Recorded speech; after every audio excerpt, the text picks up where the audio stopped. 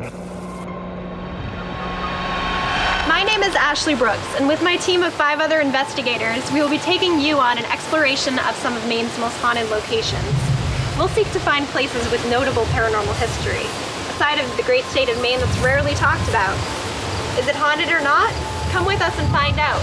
Welcome to Haunt Me. Haunt Me was born out of my intense curiosity for the unknown, and from my love of this mysterious state that I call home. As a young child, I had a number of paranormal experiences. And of course I doubted these things, because in our society they're rarely talked about. After opening up to others about the paranormal, I found that they felt similarly.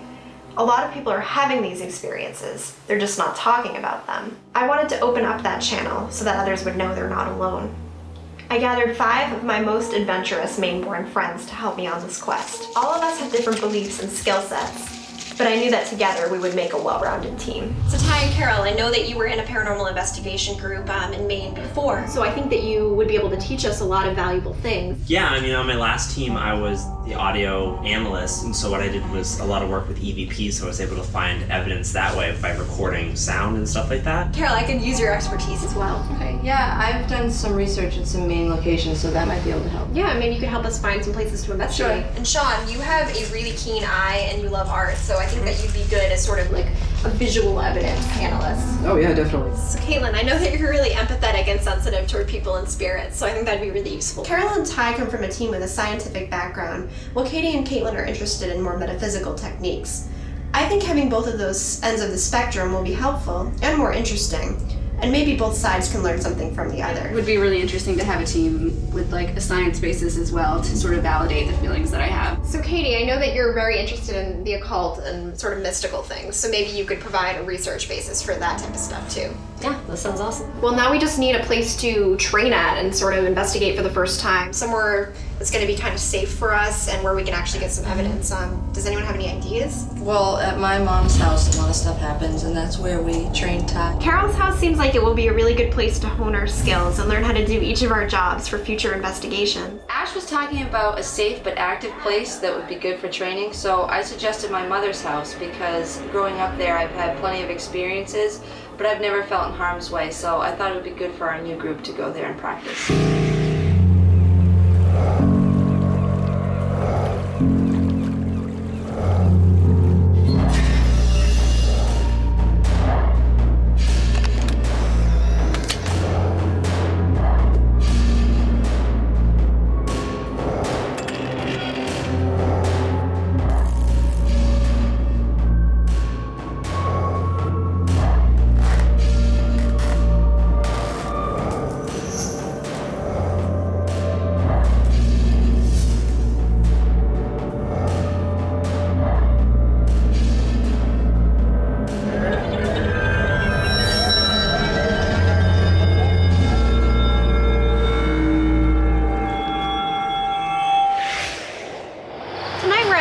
Mom's house in Windham, Maine, getting ready for our first ever investigation.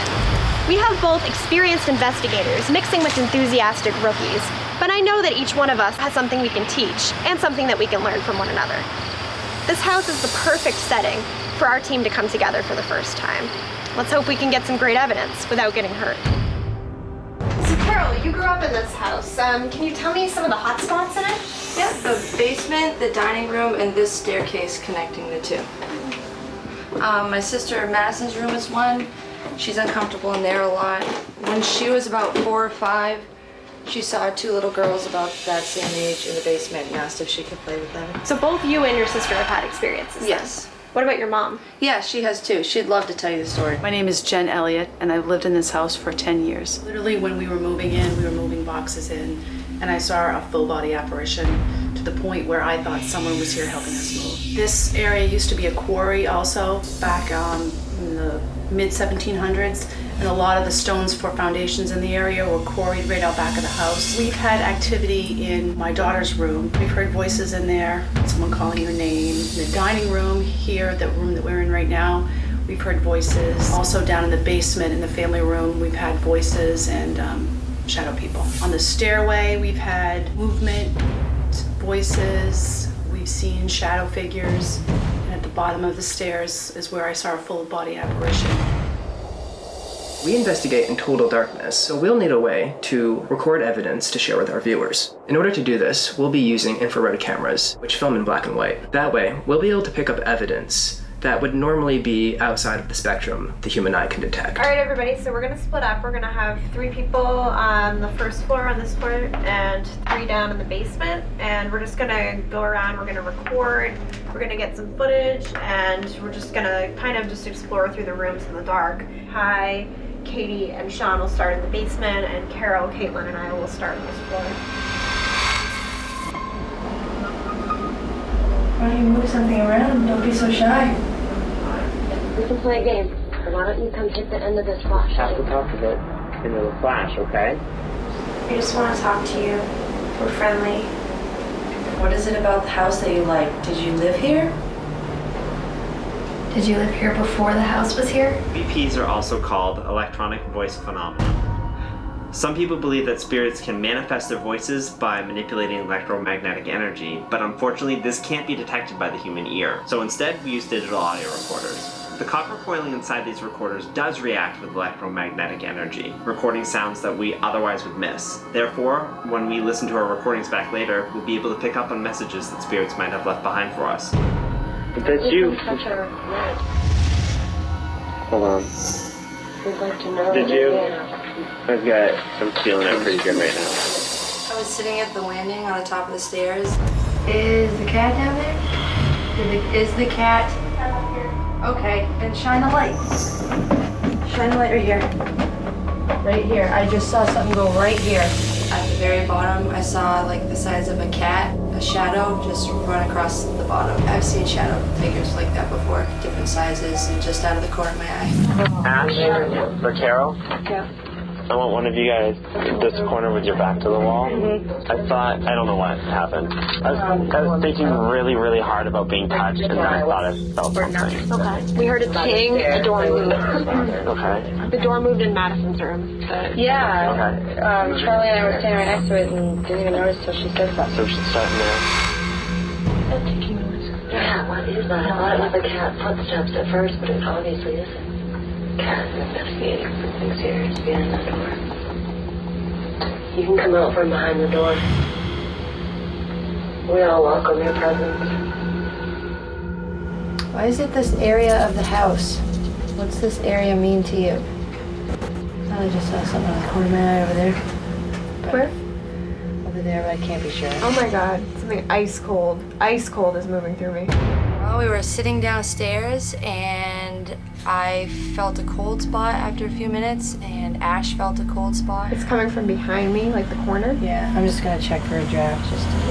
I just saw a very weird light in the corner. This is me trying to find my way over. Yeah, there's definitely no breeze. Carol and I had also seen a weird light on the wall. It was kind of flowing here and there, and then we heard a few clicking noises or scratching. We couldn't really pick it out, but at the peak of everything is when we heard a big boom. If you're in here, can you make the clicking start again?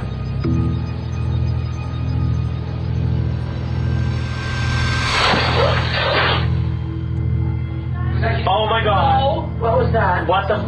What was that? Well, we were hearing clicking, and the cat came over and was investigating behind the door, and then the cat left.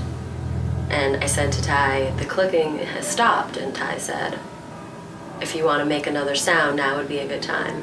And that's when the mirror fell. What? There's a cat? That was in this room. It was in this room. I'm walking over to you guys right now. No! No, I asked for something to happen now. Flashlight. Right there. The mirror fell off. The mirror fell off the wall. It was on her door. Wow. Oh, the door. Her door. There's somebody behind the door. The cat was investigating behind the door. Alright, what time is it? It's 7:56. 6. So the cat was investigating behind the door. I asked for a sign, and the mirror fell off the door. A couple minutes after we saw the light on the wall, we heard this enormous thud come from upstairs. So of course, we all freaked out, and Carol yelled upstairs, "Was that you?" And they said it wasn't them. That was our first real piece of evidence. After our first investigation, I have to say that our team really came together in a tremendous way. So that was a great first investigation. Yeah, it was. Yeah, Absolutely. I mean, it's really exciting that we all came together like that and that we actually caught some evidence on film. Yeah. I actually have that mirror falling clip on here if you guys want to watch awesome. this. Yeah, I love seeing that. So it's there. Yeah. Wow. And I can't believe that happened because that door and mirror have taken a beating, and you know my sister's a teenager, so something's always wrong, and it's always being slammed. I think the coolest thing about that is that it happened like when me and Katie asked it to. Like that was on command. Yeah, I think it was really awesome that the spirits were able to manipulate an object. It takes a lot of energy to do that. And so maybe that explains some of the cold spots that we were feeling. Yeah. that night. I was in the basement sitting next to Caitlin, and I was right near the wood stove, and I was feeling so cold. And I wasn't at all. Yeah. I checked for drafts. I found nothing. I mean, it's not a drafty house, anyways. Right, plus that's interesting if Caitlin didn't feel anything, she was Right. next to you guys, maybe there was some energy pull or something? Yeah. So there's obviously something going on in that house. I think we need to come up with a rating system to be able to say how haunted this place is compared to other houses that we're going to investigate. Hami will assign each investigation a number between 1 and 10, 1 being the least active and 10 being the most active. A rating of 1 to 3 means there might be some K2 interaction, and people might have individual personal experiences, but with no solid proof. This level is called frith, an Old English word meaning safe. A haunt would be raised to a 4 or a 5 if we happen to catch an EVP or find evidence of an object moving on its own. This level is called the obstreperous level, a word meaning minor troublemaking. The next level would include frith and obstreperous level classifications, but would also have more visual evidence, including photos and videos that can't be debunked. This level would also have more intelligent activity. K2 involvement would be more deliberate. This level, 6 through 7, would be called an angiate level haunt, which is an Old English word meaning understanding. The rating is escalated to the next level by the element of malice. If an investigator is put in danger while on a haunt, minor injuries occur, or extreme energy drain, this would classify the haunt as an 8 or a 9. This is the bellicose level, meaning aggression. Only a rare, extremely dangerous haunt would be given the score of 10. There would be violent spirits and life-threatening occurrences. This is the final level, called blood row, meaning bloodthirsty. After talking it over with the team, we decided to give Jen's house a score of 5. We all had personal experiences, including feeling cold spots and seeing lights and shadows. Mirror falling was what made us raise it into the obstreperous category. As we only had a haunt for one night, we feel it's fair to include our host experiences in our final rate of the house. In order to do this, we will assign a pre-rate number to the evidence presented to us before the investigation, which we will then average with our own score. We gave this house a pre-rate of 2, because while we heard about a number of paranormal occurrences, the majority of them were personal experiences. That's not to say we discount them, just that our scores ride on evidence and physical proof. Averaging those two scores together gives us a final score of a 3.5, meaning Jen's house falls between the frith and obstreperous levels. It was a nice safe haunt for our first night out, but we didn't go home empty-handed. I'm so glad our first investigation was a success.